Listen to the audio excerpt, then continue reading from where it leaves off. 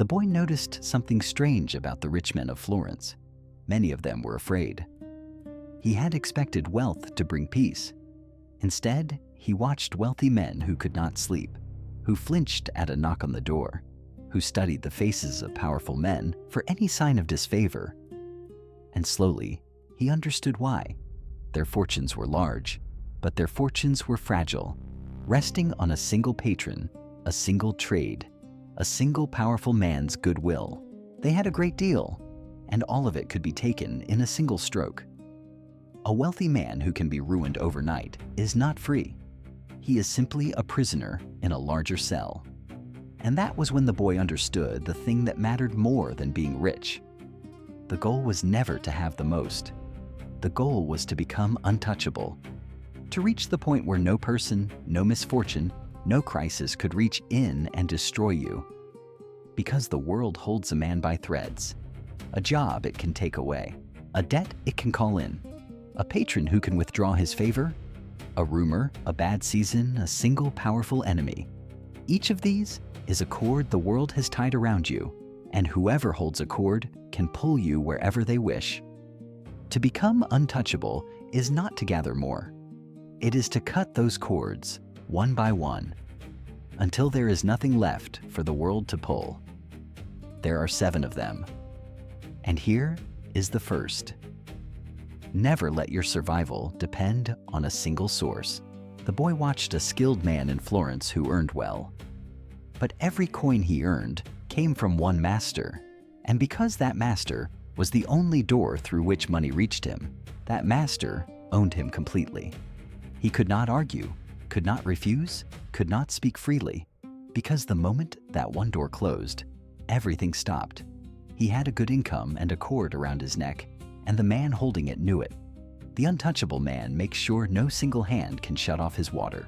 2 streams, 3, more, so that if one dries or is cut, he does not fall.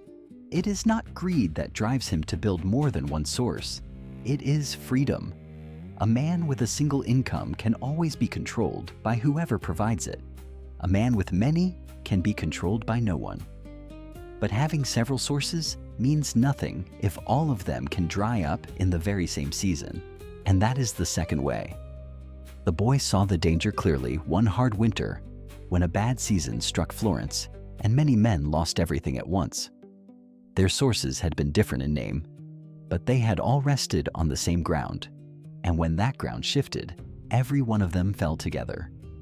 It taught him the second way, and it was deeper than the first. Own the things that cannot be taken from you. Houses burn, coins are stolen, trades collapse, patrons die, and fortunes vanish in a single bad year. But the boy noticed that certain men rose again after every disaster, no matter how completely they were ruined. And it was always the same men. They carried their wealth in a place no fire could reach and no thief could enter, inside themselves. A skill the city could not do without, a reputation that walked into every room ahead of them, knowledge of how money truly moved. These men could lose everything they owned and rebuild it, because the thing that made them wealthy had never been the coins. It had been what they knew, what they could do, and who trusted them. And none of that can be confiscated. This is the most secure property a man can hold, precisely because it is invisible. The untouchable man makes certain that even if every visible thing were stripped from him tomorrow, the engine that produced it would still be sitting safely behind his own eyes. The third way protects something the first 2 cannot. Keep a reserve large enough to let you say no. The boy watched 2 craftsmen offer the same unfair bargain. The first had nothing set aside, and so he took it. He had to, because refusing meant hunger that week. The second had a quiet store of savings behind him, and so he simply said no and waited, and a better offer came. Nothing separated these 2 men, but a margin. One could afford to wait, and the other could not. And that single difference decided who was used and who was free. A reserve is not idle money sitting uselessly in the dark. It is the power of refusal. It is the ability to walk away from a bad master, a bad deal, a bad year without being destroyed. The man who can wait can never be cornered, and the man who cannot wait will be cornered again and again his whole life by anyone who notices he has no room to breathe. These three cut the cords the world ties around you from the outside.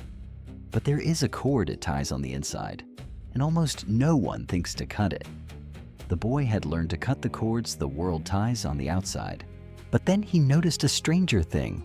Some men had no master, no debt, a fine reserve, and were still controlled completely. The cord that held them was not held by anyone else. They held it themselves. Here is the fourth way. Become the master of your own feelings about money. The boy watched how men were manipulated in the markets of Florence, and he saw that no one was ever moved by facts. They were moved by two feelings, and only two: fear and greed. A clever man wanting to control another did not argue with him.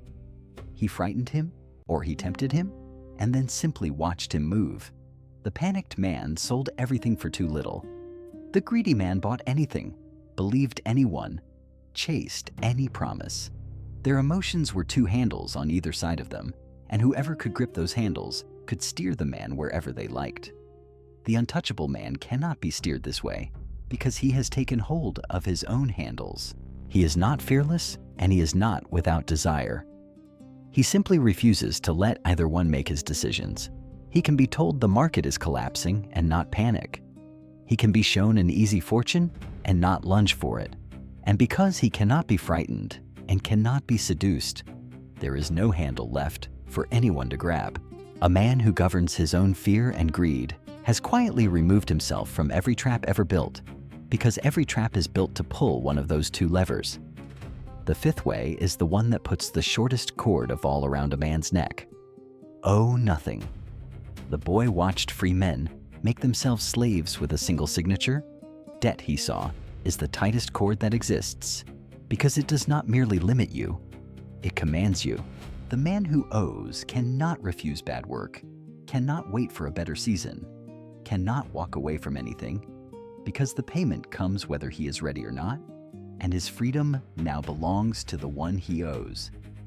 Every debt taken to appear wealthy, to rush ahead, to have now what patience would give later, is a cord handed willingly to another man's grip. To own nothing is to keep the one thing that makes all the others possible, the ability to move, and a man who can always move can never truly be trapped. But even the free man, who owes nothing and fears nothing, can be undone by something he leaves carelessly in plain sight. The boy watched a free man, no debts, no single master, calm in his mind, undone anyway, and the cause was almost absurd in its simplicity.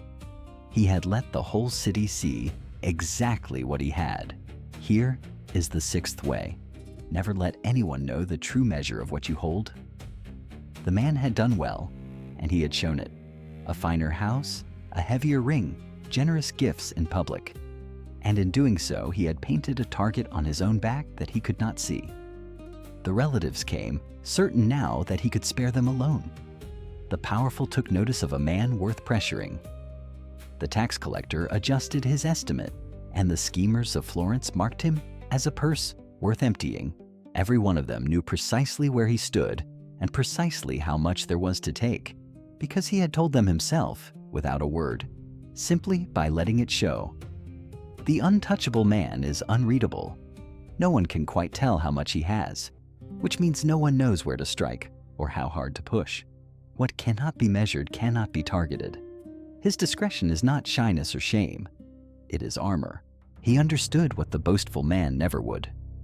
To be seen as wealthy is to invite every hand in the city to reach toward you. And to be seen as ordinary is to be left, quietly, to grow. The seventh way is the deepest, because it accepts a hard truth the others avoid. You will fall sometimes. Build something that survives your falling. The boy noticed that even the wisest men were struck by things no wisdom could prevent. A sudden illness, a betrayal, a mistake of their own making. And the truly untouchable were not the ones who never fell. They were the ones who had built something that kept standing when they could not. structures that did not depend on them being present, strong, or flawless, assets that continued producing through a bad year, arrangements that could absorb a blow without collapsing entirely. A fragile fortune demands that its owner never once stumble, and no man goes a whole life without stumbling. So the untouchable man builds the way a wise city builds its walls, expecting the attack, expecting the bad season, expecting his own worst day, so that when it comes, and it always comes, the thing he built holds. To be untouchable was never to be beyond harm.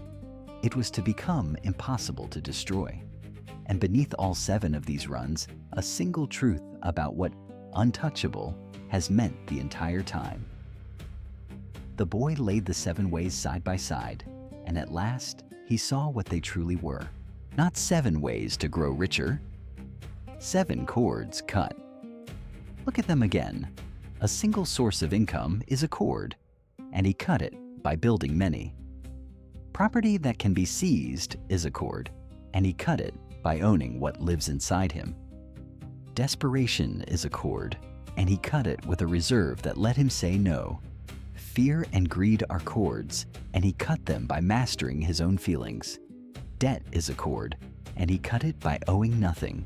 Exposure is a cord, and he cut it with silence. And fragility is a cord, and he cut it by building something that outlasts his own worst day. That is the whole of it. To be untouchable is not to hold a great fortune.